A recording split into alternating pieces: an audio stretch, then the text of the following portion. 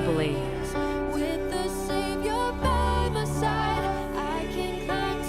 And now, with today's prophetic and inspirational program, here's evangelist Martha Sanchez. Hello, everyone, and welcome again to another episode of I Can Do All Things. I am your host, Martha Sanchez. Thank you for tuning in. I'm so excited about today's show. I have my friend, Raul Lopez Jr., and we're going to share some really great things about our lives and how God is using us in a different way, and just the amazing thing that God is doing in this year of 2026. So welcome. Hi, thank you. Hello, everyone. I'm happy to be here. It's exciting. Second time I've been here, so I'm glad that we had some good conversations. Yes. So last week we were talking about how many times people do their 2026 goals and plans, and then they bring them to God and say, okay, God, bless my plans. But we're doing it backwards, because we should be coming to God first, seeking what He wants for us in 2026, and then, writing down what He wants us to do. Yeah. So, but before we get into even talking more about how to really seek and hear from God, I would like to have you tell them a little bit about who you are, your background, and your testimony. All right. I'll do a quick testimony so we can get into that conversation, because that conversation is a good one, and it's important right now. But again, my name is Raul Lopez Jr. I'm an author, speaker, and a coach. I've written 8 books. The core books are titled Heal the Boy and the Man Will Appear. Subtitle of the first one is Learn the Importance of Understanding and Expressing Your Emotions. And then the subtitle of the second book of that same title is Transforming Childhood Trauma with God and Psychology. And that was something I had to learn throughout my life within my testimony. So in short, I had a childhood trauma at the age of 7. I was taken from my father. I didn't know I had a childhood trauma, but that childhood trauma put me on a path to just destruction, right? Emotions mixed up, didn't understand them, and basically became lost. So by the time I was 9, I was doing drugs. At 13, I conceived my first child, and then at 14, I got incarcerated. So from there, I spent the majority of the next 10 years in some form of a facility, whether it be juvenile hall, halfway houses, very short times on the streets, back and forth, ending up in San Quentin prison. While I was in prison, I started to realize that God was speaking to me via visions. I was having visions. And I'd been having visions my whole life, but never knew what they were. I just thought, oh, that was weird. But then God really spoke to me while I was in prison, and I saw that I can have a different life. So I went on a journey of trying to figure out, why do I do what I do? Why do I act the way that I act? And why do I feel the way that I feel? And when I discovered that through psychology, I understood a lot of the whys in my life. Why did I do those things? Why did I feel this way? Why did I act this way?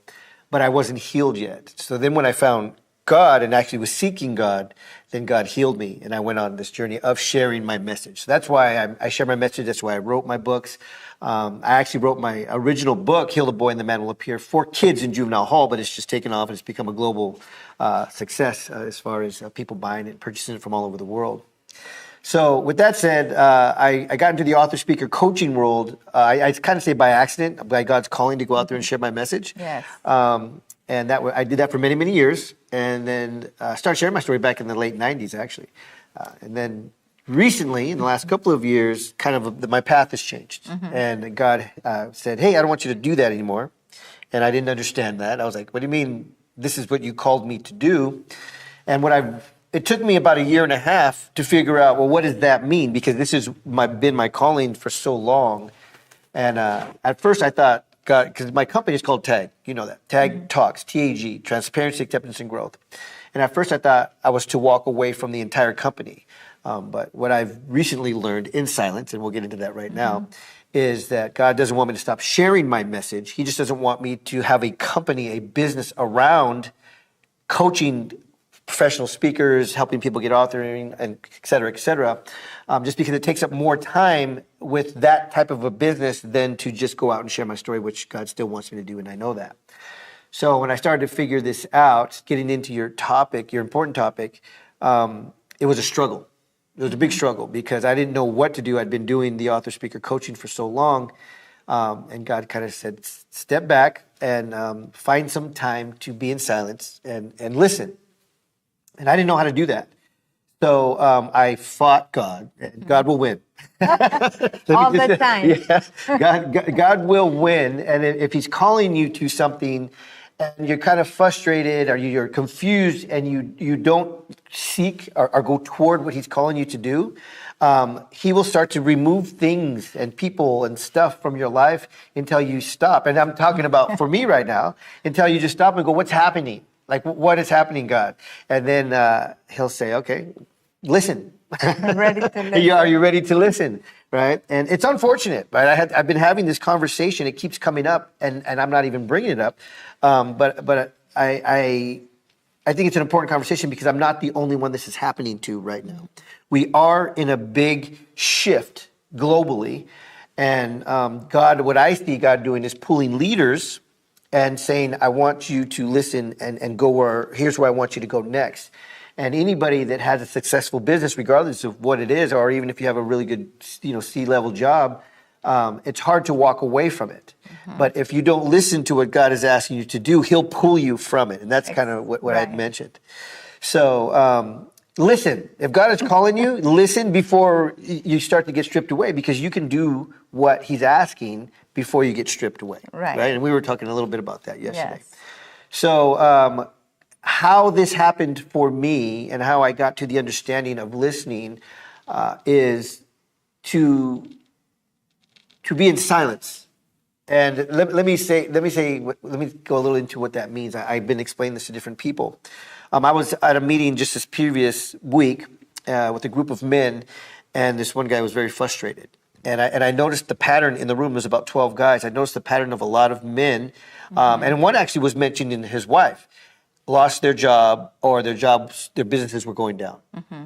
And so I brought this subject up. And this one guy mentioned, he said, man, I'm reading my Bible, I'm writing things down. And he talked about all these things he was doing to try and understand what's happening. And I just said, all those things you're doing are wonderful. I said, but if you're talking to God, you're praying, it's impossible to listen. When I'm talking right now. So if you were talking to me, I couldn't listen to you because I'm speaking, right? So while you're reading, while you're doing all of these things, you're not listening to God. And I said, so I figured that out for myself. And what I ended up doing was hiking on the beach barefoot, grounding. I don't know if you know what grounding is. A lot of people do, a lot of people don't. But barefoot on the earth is grounding, and it really calms your body. And so I was doing 10 miles at a time, just walking barefoot at the beach, in the forest, just by myself, headphones on, sometimes listening to just, not just music, not, singing or anything, just tones. And I started to hear from God in being in silence. So I think that's an important topic for 2026, like you mentioned. Yes. And instead of saying, here, God, here's what I want to do, going, God, what am I supposed to do? Because things are changing. Right. So I think that was kind of the topic that where you wanted to discuss. What is your view on that? Yes. Like we were mentioning last week, sometimes when we have our plans and we want to accomplish certain things, we end up in frustration because maybe we are not in alignment with what God wants us to do. Mm-hmm. So I want us to share so that our audience can really know, okay, how do I do that? How do I go to God and hear him? And you said something really important that is key. If you're talking and if you're busy doing stuff, trying to listen to God, you're not really listening because you're actively doing something else. So, in order to, and what you're saying is in order for you to be able to hear God, you had to completely just be in silence. Yeah. And put yourself in a place where you were alone. So. Yeah, no, that's exactly what I had to do. And I don't recommend this unless you need it, but I spent 90% of my time for about a year by myself. Just 90% of my time for a year by myself. And, since then, I've been practicing other techniques like first thing in the morning, quieting my mind, being in silence for at least an hour, right before I go to bed, quieting my mind, going to, before I go to sleep for about an hour. So depending on your day and your schedule, you can choose timing. Right. If you are in a place where you feel like you've been stripped of all things, then go for a walk. That's just what I recommend because that's what happened for me. If you've never quieted your mind, and I say this out of experience too, I was told 15 plus years ago by a pastor, quiet your mind and soak in prayer. Which means your mind is doing this all the time. Mine did. Mine does this, and I learned to control it. And it took me time to learn how to control it. I didn't know when I was told that I had the option to think about what I wanted to think about. Right, and I want you to go into that. Okay. I want you to share with them, how do you do that? How do you quiet your mind so that you can listen? So here's what I did so many years ago. And here's a challenge too, okay?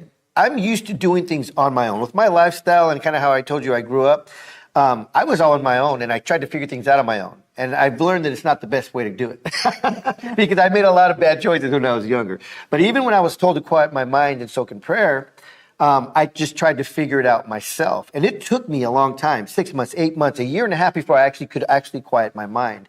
And here's the key that I use. Here's the tool that I used if you can't stop your mind from just running. Mm-hmm. What I had to do was first choose my thoughts. So as my mind was running, I would be self-aware and I'd catch it and I'd go, wait a second, I don't want to think about that because it's usually negative. Mm-hmm. What didn't I do or what did I do wrong or whatever challenges you have in your life, that's usually what's running through your mind. So I had to first choose my thoughts. So as my mind is running, I'm go, hold on, what am I thinking about right now? Self-awareness. And then I'd choose a thought. And when I'd go to relax and soak in prayer, meditate, be in silence, it took me a while because my mind would keep running. And I kept trying to think of nothing. Mm-hmm. Nothing. I just wanted to think of nothing. But that's almost impossible. Uh-huh. So what I started to do was think of one thing, one object. And this was me personally. You could choose whatever you want. You could think glasses, a phone, a pencil, whatever it was. But when I was practicing this, I happened to have a glass of green tea in front of me.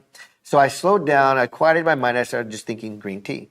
Green tea. That's all. I was thinking of one thing. Uh-huh. And as I was thinking of this one item, everything, if you close your mind, I can picture the room, right? Yeah. I can picture you sitting there. I can picture the cameras. I can picture the room. So wherever you're at when you close your eyes, you still see per se. So as I started to think of this one thing, the room cleared and I just saw only the one thing I was thinking of. And as I quieted and I calmed, my breathing softened, then even that disappeared. And all of a sudden I was in silence and thinking of nothing. And when you get to that state, you will hear God. God speaks every day, all day to us. For our entire life, He's spoken to you every day, all day. We're just not listening. We're not listening. That's the bottom line is we're not listening, and we're cluttered with all this stuff we're doing. Yes. And there's not, like I make it clear, there's nothing wrong with praying and studying the Bible, et cetera, et cetera. But again, like you had mentioned, if we're doing things, we're not listening. Right? How many times have you tried to do two things at once and maybe somebody's talking to you and you go, oh, wait, what? What did you say? Like, what? Because you're not, you can't listen. Even though people say like you can multitask, it's not true. Yeah. You can't really focus on something unless you're totally just doing one thing and you can't focus on something else. So, but that's key what you said about, like, you have to make that time like a priority. You have to set that time aside. Yeah. It's not going to happen just like magically. Yeah. You have to intentionally say, I'm going like what you've done, 1 hour in the morning, 1 hour before I go to bed. And just meditating and just staying in that zone. I think that's the easiest time to find, depending on what you do or what your schedule is. But something that's made it a lot easier for me too is I don't watch TV. Right? I don't watch TV. I do waste time on social media, which I'm cutting back. I'm trying to practice cutting back on too, but I don't watch TV. So if you think you don't have time, pay attention to where you spend your time. Oh, if you're watching Netflix, then go to bed an hour early. Turn it off, man, and go into your space. I mean, I know a lot of us have kids and spouses and everything else, but if you're exiting the family room where everybody's watching TV, you can say, hey, I'm going to go sit for an hour and soak in prayer, right? And just go for that extra hour where everybody's doing whatever they're doing. If it's the middle of your day, maybe it's your lunch hour. Right? Yeah. Go sit in your car. I sit in my car a lot of times with beautiful scenery. I'll sit in my car and just take a minute and relax.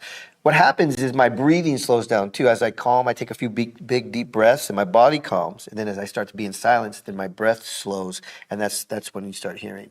I want to get into what came to me, if I can. You want to go there? Go ahead. Okay. Of course. Because you and I have been talking about that, and I think we'll continue. Like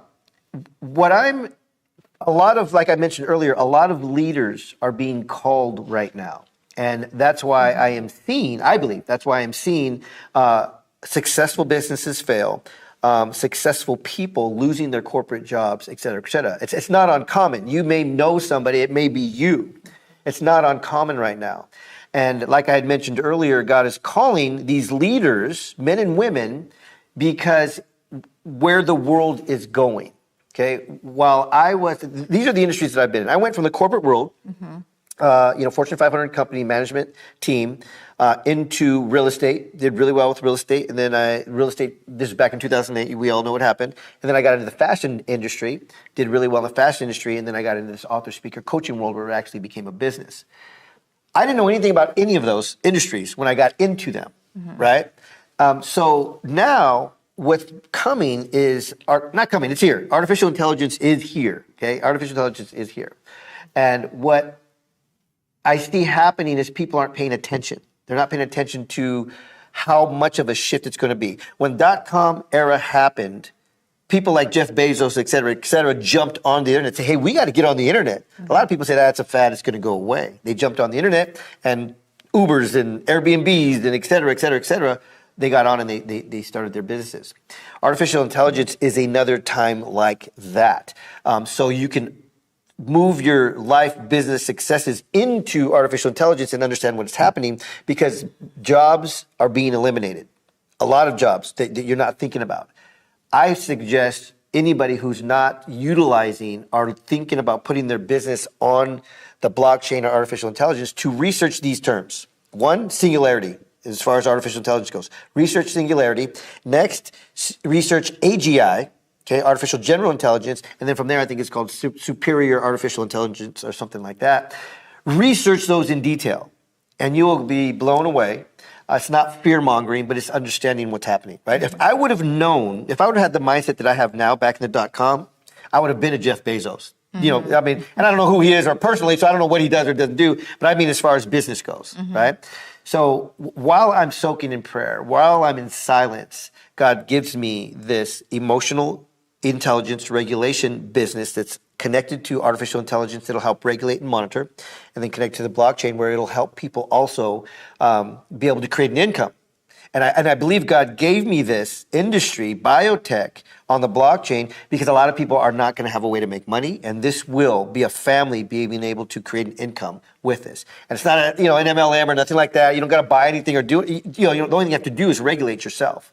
So I think the website, EmotionGuard.ai, will be here somewhere, but I just suggest taking a look at it because those who are being called right now, the silence is going to tell you what you're being called to, and it might be something you've never, ever done or thought you could even do, because this business that I founded and created, I could not have thought of it myself. It came to me from God by being in silence and listening. That's powerful. Yeah. So, I'm in the same journey right now in process of just being in silence. So I'm glad that you really shared practical steps, because many people want to hear from God, but they don't know how to quiet their mind and how to get into that zone. Yeah. And sometimes we call it flow state, and then the breathing is so important. So all of that will help you. And that's, pay attention to that. Really quiet your mind and find out what God wants you to do. Because when you are in alignment with Him, then He can give you powerful stuff like He gave Raul. So we all want to hear from Him, and we all want to be aligned with Him and be in His will and do what He called us to do. We want to do His purpose. Yeah. And we're almost at the end of our show, but I do want to get into something that we're doing together. Yeah. And I want you to share about how I'm taking my story. I wrote this book about a couple years ago, I Can Do All Things, and I am taking my entire book and condensing it into one chapter. Yeah. And Raul is putting together a book with different authors, and I'm going to be one of them, and I'm really excited about it. So can you share a little bit about Let's project? talk. We'll talk about the project. It's an anthology. I think it has 13 authors in 15 authors in it.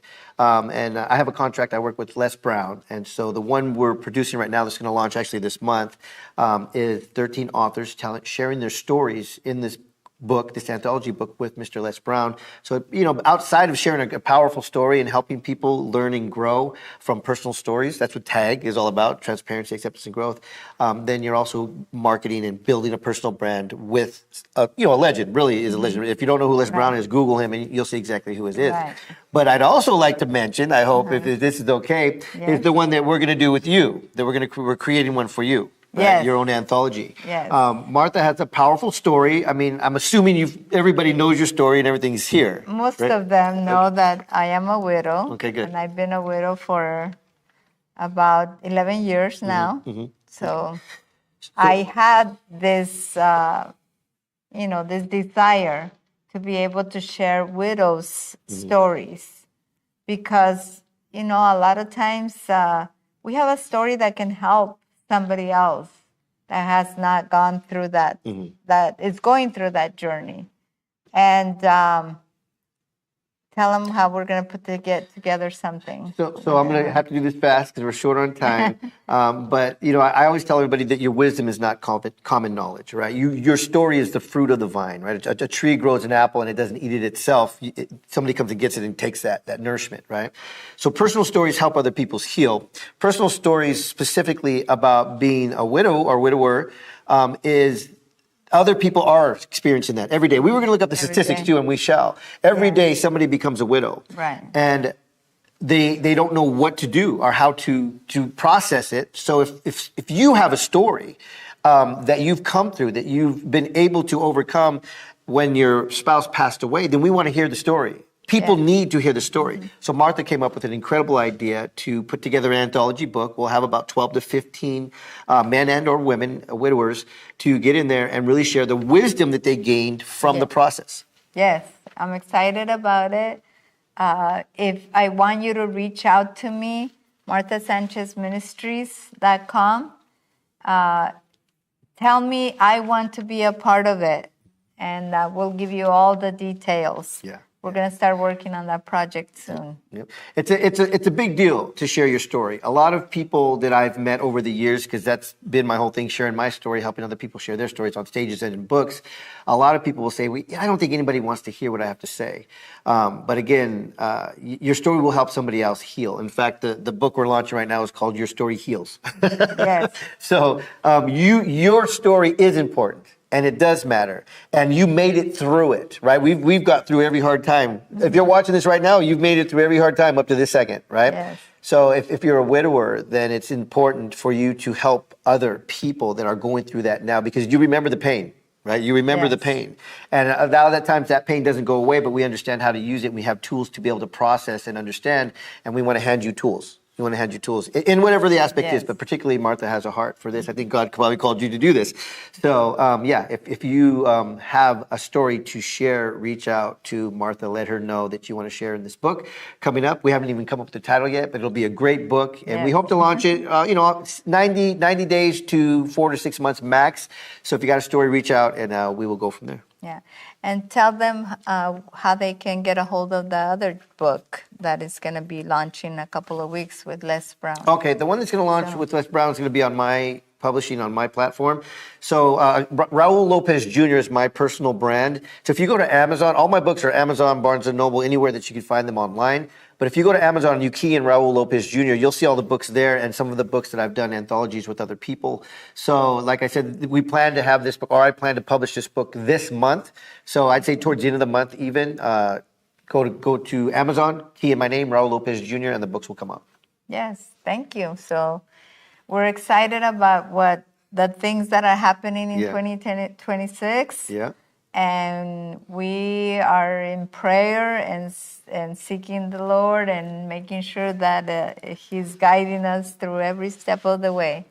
So we encourage you to do the same, and that you take the tools that we talked about today so that you can use these and just, be able to do the same and hear from Him and do amazing things, because He has a calling and a purpose for your life. Yeah, and I have a feeling that you're probably feeling that right now, because the world is. And so pay attention, silence your mind, soak in prayer. If you need help, reach out to either one of us and we can help you with that.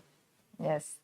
Any final thoughts? No, I think that was what we talked about is really important. I hope this really gets out there. If you know anybody that might need to hear this, send it to them.